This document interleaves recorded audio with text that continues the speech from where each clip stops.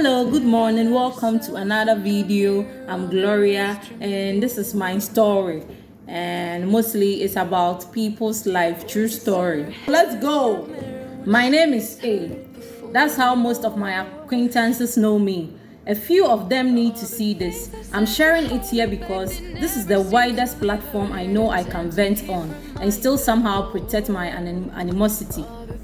I'm sharing it here because it's the widest platform I know I can vent on and still somehow protect my animosity. I have done a lot of bad to so many people, mostly men.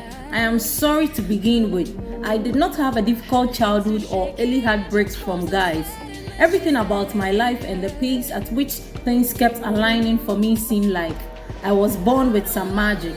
I think it got into my head during my university days and subconsciously started drawing to danger for some change. I played with things everyone is supposed to hold dear: friendship, family, relationship. My parents are strict, so I had my first boyfriend in university. We were all kids, so I should have known better than to expect any form of maturity from him. I saw him flirt with others and I got red with anger. When I finally caught him cheating, my ego was genuinely bruised. I won't call it a heartbreak. It was my pride at work. I framed him with robbery and he is still in jail as we speak. Oh wow.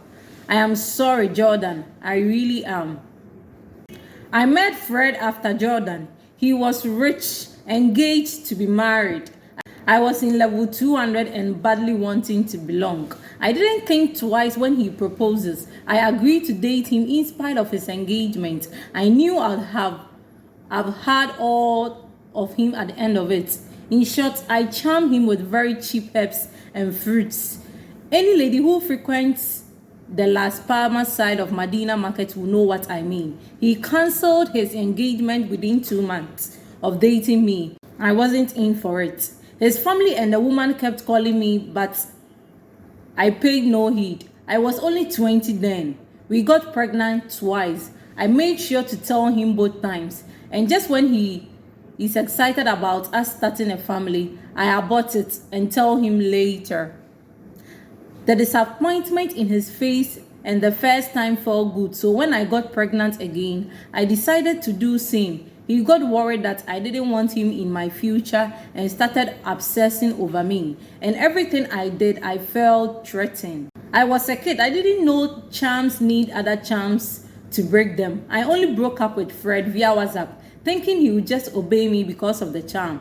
Big mistake. He blew my phone up with calls that night. And when I didn't pick up, he texted he was driving to my end. This was around 1 a.m. I ignored him and I didn't hear from him again that night. Around 9 in the morning, I got calls from friends.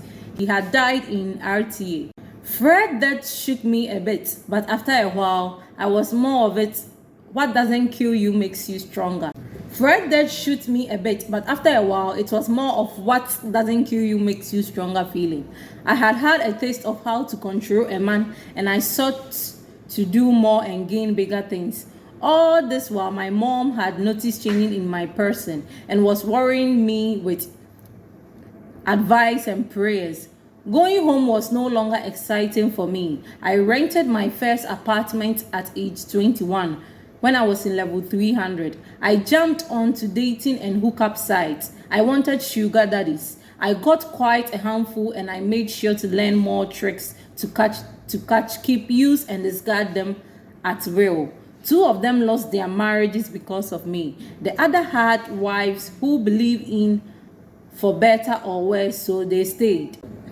By the time I was leaving uni, I was living in a house rented for 5 years and paid for by one of my men. I knew he was having marital issues because of me, but they did not divorce. He died in his sleep in February 2017 when he went to sleep in their matrimonial home. This was a year after I left university.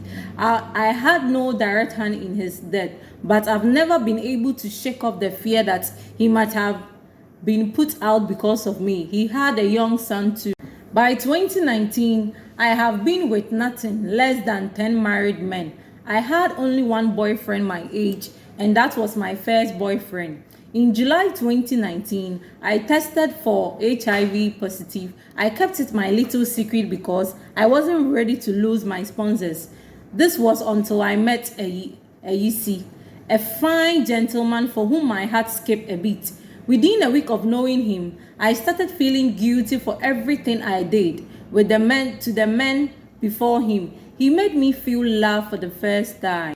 Our friendship, however, progressed at snail pace because we were both hiding secret.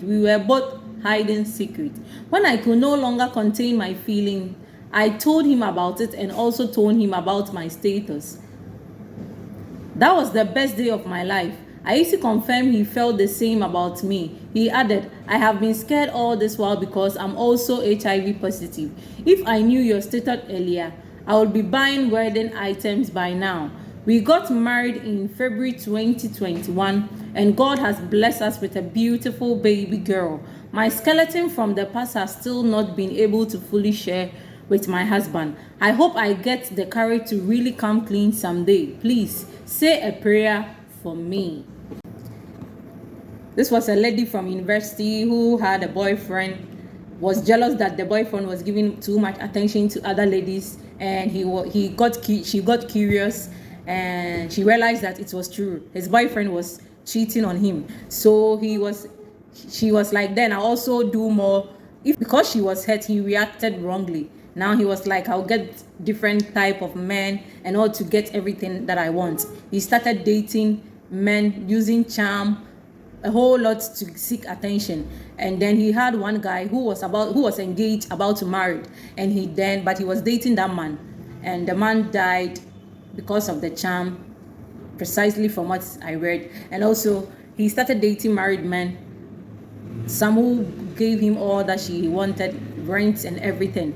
So yeah, if you read through the story, you know that a whole lot of things is going on in this world. Thank you for watching. Leave a comment, and let's be careful with our life as young individuals, young teenagers, and I'll be back with more.